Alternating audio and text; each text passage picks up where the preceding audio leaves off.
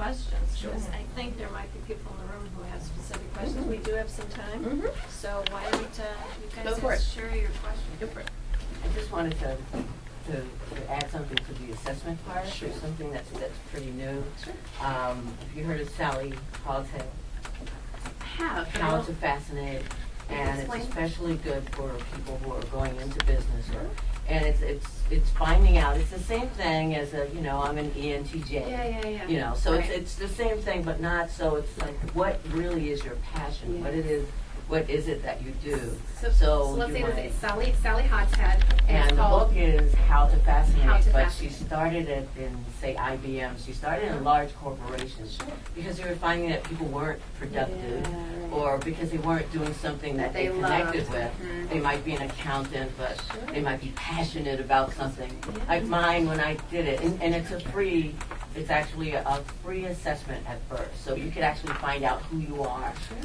Everyone can do this free by going to our website. But it ends up, and it really fit. Once I saw it, I thought, oh, wow. You had your aha moment. Yeah, because mine, it comes out, I'm a catalyst, and it's passionate, innovative. Yeah. And that's where I always am when starting businesses. Did you know that the ENTJ is the classic CEO profile? ENTJ. ENFJ were the connector type. ENTJs are the classic CEOs. I'm so judgmental. Just while you're still, Is that changing? Technology is changing it to, Really? to the NT more and more. Changing the NT to the what? CEOs Or changing from NT to what? from NF to NP. Yeah. Oh, no, I'm saying the NT is the CEO classic. What are you saying that it's changing to more of an F? The industrial age was not the N, it was the S. Oh, the S. Okay, yes, because now it is. Yes, exactly. Yeah, that's what I'm saying. ST dominates. Oh, sure. Yeah, the N, you've got to be a strategic thinker. Yeah. just because you've talked about it a lot, I would say that at my heart, I am an ENFJ. But when I took the class, when I took it again, after working in contracts so much, I had tested as an ENSJ.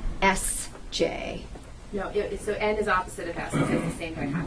Well, Oh, you mean a T? No. Oh, NS, like an X, like you're a 50-50? no, sensing. I was. Yes, so that would be ES. Sorry. ESFJ. ESFJ. And by the way, when you do these personality tests, not to go too deep into them, right? Right. Something you should know when you do them. Some of you might be what's called they call you an X An in a X, right. dichotomy, which means you're 50-50.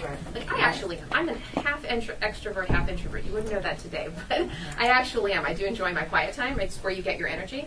But Right. either way, just think about that, because Right. by the way, for those of you who are X's in any of your dichotomies, it actually makes you very, very versatile, because you can relate to all kinds of people if you're that 50-50er. I was going to say that's one of the benefits for me after having done so many different things. Yeah. That on one hand, I know that you've said that, people don't want to hire generalists, and yet I've worked in so many fields that I can do just about anything. So it's the challenge, and I will get to you just half a second. The challenge and the opportunity for someone like you, for someone who can do so many things, right, is if you can pick a lane, Right. pick a highway, you get in there, and all of a sudden, you can actually do all kinds of things to help serve that client. They thought you were just coming in here to do X. Now you can do X, Y, Z, P, D, and Q, and they're like, whoa. You're like this amazing consultant. We had no idea you were capable, because your brain says this, but you actually can do. So it makes you, so your value proposition could go through the roof. Yes. I have two questions, but they're very related. And what kind of mindset is required to go solo? And secondly, wouldn't it make sense to kind of go back in your life and write up examples of when you were an entrepreneur? For example, you might have been 6 years old, doing the lemonade stand, right? Whatever. Yeah. So I want to answer the question in the way that Kind you of want me to related. answer it too. So that's a very broad question. What kind of mindset? I have a lot of responses. Tell me what you mean by mindset. I mean, this is not, in my opinion, for everybody. Correct. So what kind of Yeah. So how do you have to be thinking? Okay. So first of all, just to this right here. Be a possibilitarian. That actually is a term. Did you know that? Somebody told me that I am one. I'm like, oh, what? He was like, that's a real term, or a new term. Yeah, being a possibilitarian is really, you have to, it's the proverbial glass half full, okay? You gotta be a glass half full person to do this kind of work. You have to always be thinking around the corner, what's new, what's possible. Oh, that part of the light bulb didn't work? Hey, let me try something else. I would say more than anything else, having that kind of forward thinking, number one, and number two, in this day and age, I cannot emphasize. We'll tell. Listen, whenever we see people who have the proverbial slick oil in their hair, what do? We run, right? Especially in this town, you've got to be a go-giver. You've got to be in service. You've got to be there to support your community, support your tribe. If you can honestly say that, and you really feel like you're wanting to give, people are going to buy what you're selling. Yeah. So the P on the Myers-Briggs. P, oh, I see, yeah. I mean, I happen to be off the wall on that. On P, yeah. Is that what you're talking about, possibilities? No, it's funny you say that. Okay, so that, all right, not to get too specific, but I know why you're asking that question, just for people who know Myers-Briggs. There's 4 dichotomies, E, I, N, S, T, F, and JP. So in the P, which is perceiver, is the opposite of J, which is a judger. Here's the deal. On the one hand, your wiring, right, on P, is to explore possibilities. But what I'm talking about, and that's good, but what I'm talking about is a possibility mindset where it's all about new opportunities, because you're thinking about life in a positive way, okay?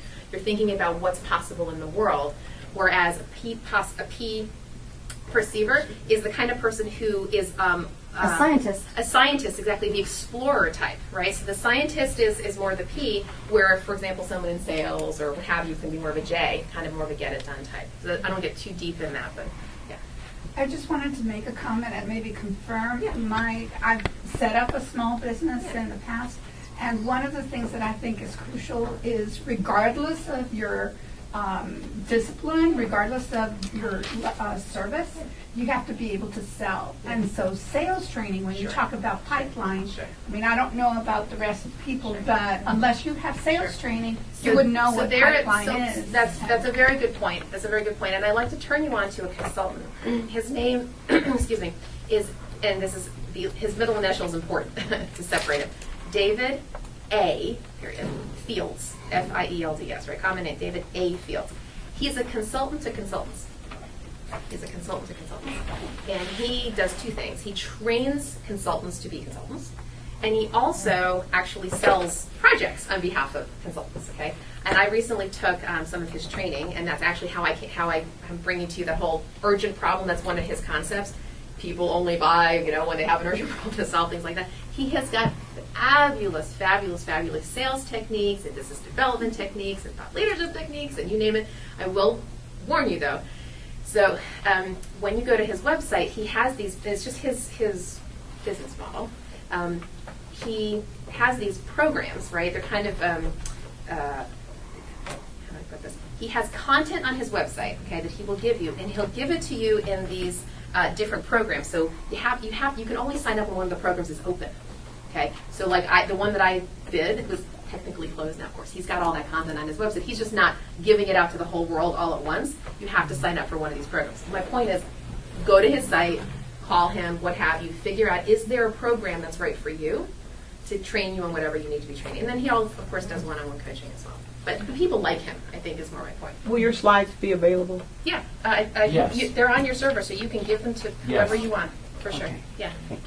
You mentioned about blogging, and do you have any suggestions? Because a lot of people blog, people are writing, and how do you get, in terms of building an audience? Do you have any suggestions? That's a great question. Now, just so you know, I'm not a social media expert. No. Okay, so I'll put that caveat. One of the things about blogging is that, in fact, is it Erica? Elsa, sorry, I couldn't read that far. And it sounds like you might even have more to contribute, or anybody else. Please feel free to answer this question, but I would say at kind of a high level. It's really about repurposing your content. So if you have a long blog, not too long, but enough, what you can do is you can actually repurpose that and pull pieces out, tweet it, put it on a LinkedIn group, right? Mm-hmm. Kind of send it out in different ways. You can actually start a little newsletter for yourself. The newsletter thing, I don't know if you agree with this, but the modern version of consultant newsletters, I think, is actually very palatable. It's not the newsletter of yesteryear with 50,000, all over the place articles. What I'm seeing people do is they'll have one quick subject line, like a statement about something, and then they have a teeny little, like a paragraph or so of whatever that thought leadership is. You can click Learn More, and it opens up, and it leads you back to the website. You're trying to drive traffic to your website. Okay. That's really, really the point. So repurposing is very, very important. Tweet it, post it, Instagram it, send it out a newsletter. You can constantly drive traffic back to the blog. Is that, can I say that? Anything else you want to add to that? My WordPress site, when I publish a blog post, will automatically go to my Facebook page and to Twitter. Yes. It can also do other things. You know, you can go to Google Plus and I don't know, like Tumbleweed or whatever that is. I don't know, but I didn't want to get too too out there. Too broad. And also remember too, you have to think about who's reading your stuff. Right. Yeah. Does your target audience read social media?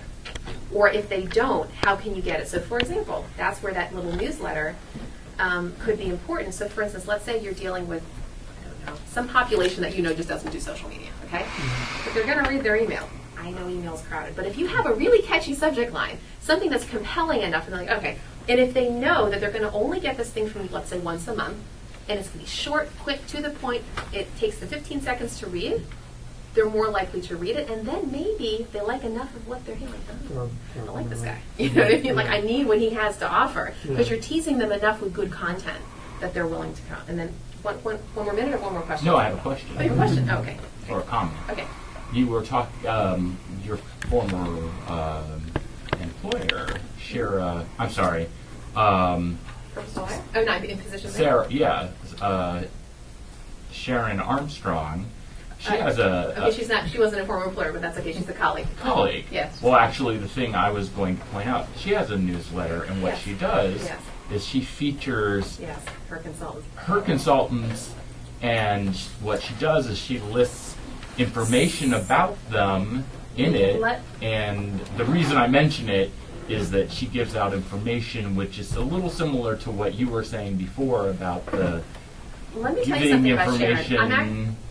I'm glad you brought her up. Because it sort of strengthens her brand by sort of, the way I see it is it sort of strengthens her credibility by giving information about other people who are credible. Okay, so here's why she does that. And actually, remember how I told you about networking groups? There's actually something else you can do, and just to borrow off of Sharon. The reason why Sharon does that, Sharon's a broker. She's a broker of HR professionals, HR consultants, trainers, speakers. I'm actually on her speaking list because I do generational diversity speaking. What she's doing there in those monthly newsletters is she's giving a little bit of something interesting at the top, but at the bottom she showcases one of her people. Okay? Right. And she's sending this out to all of her clients who are the HR people who are going to hire her people. You could do this in your own sector. Like literally, it's her business. Now she coaches and stuff up too, but I'm telling you, a good chunk of her business is a brokerage. So she's playing upon her existing network. She literally has over 400 local HR, OD, trainer, consultant speakers in this thing, right? And that's her business model. So if you're that kind of connector, or you have that large of a tribe of consultants, why couldn't you do that for your own? Maybe it's GovCon, maybe it's healthcare, whatever your environmental, whatever your thing is. Why couldn't you do what Sharon's got her own little niche, you know? You could parallel that within your own. It's So a great more, use and of a I newsletter, saw some, right? saw some hands over here. Anybody else? Diane, do you have a question? I did. I'm ADD though, so I probably got it. No, I was thinking about what he was saying. How do you connect with your readers, or how do you find readers? And it's the same thing I advise writers. One thing you can do, she's already told you, your tribe. You have to connect with your tribe, and you can do it 2-3 times a week by listening where they are. So that's your big. If you don't know who your tribe is, you go to Facebook or you go to LinkedIn, and it take 20 minutes, 2 to 3 days a week, and just listen to what they're saying and what's going on, and then sort of go in and say something and give some value and an answer. Right. You know. Value. And say on LinkedIn, look for copy blogger, and those are copywriters. They're people who help you, give you ideas on how to write your newsletter, how to write better, headlines and so on. So, You can and do an RSS feed in your tribe or your lane just to see what's going on in the sector. Yeah. Right? There's lots of ways to listen, if you will. oh yeah, Right? But you've got to understand what's keeping your tribe or lane up right now. And keep your finger on that pulse as things go forward. Don't just rely on what you used to know about the sector. If you come from it, things keep changing, especially now. Everything's going to Mach 5 with their hair on fire. And last question. Yeah, about thought leadership and identifying I guess, the lanes you're in. There's Meetup, if anyone's involved with that or knows about it, to find your network. I think it's good. It's helpful to get out from behind your computer or iPhone and actually get out and meet people. Face to face. So I'm going to one later on tonight in Agile, and so if people want to kind of like take these things on, they can explore on their own and find their group to seek out. So That's good way to great. do that, build up your brand through. And the principle, I would say actually to kind of underscore that is this, and you've probably heard this before. People do business with people they know, like, and Trust. and that's how you build that. Because then you're no longer just a digital footprint. Yeah. You're a person. And they can look in your eyes, right? And they can see that you really care. And that's a great tip. Okay, so with that. Okay, with that, Shira, thank you very much. Shira, she mentioned a homework assignment. If anyone is interested, I have them available. I will put them, actually, why don't I hand them out? yeah, just pass them I'll around pass while them we're around. doing our wrap-up comments. And I don't have enough to hand out the copies, but I do have a couple printed out copies. And just give me a second. Are they available If anybody wants the power, well, I mean, you have it here. Can I you- have it in my computer. I'll So put it up on screen. I actually printed out some copies as well. Is there a place for you to post it on your website? But yes, we have room, and I'll put it on our website under her name as well. Great. It's all right. And by the way, if you all, because of course we've had a collaborative discussion here, right? So if there are other tips, and we've already done, that you think I should add to this presentation, please. This is a working document, right? So I want all of our collective experience here, because as you see, I want to go around and keep preaching this. So I want the best advice possible. So feel free to email me. All right, well, we are going to wrap up, so you can all get, should we have fun? Yeah.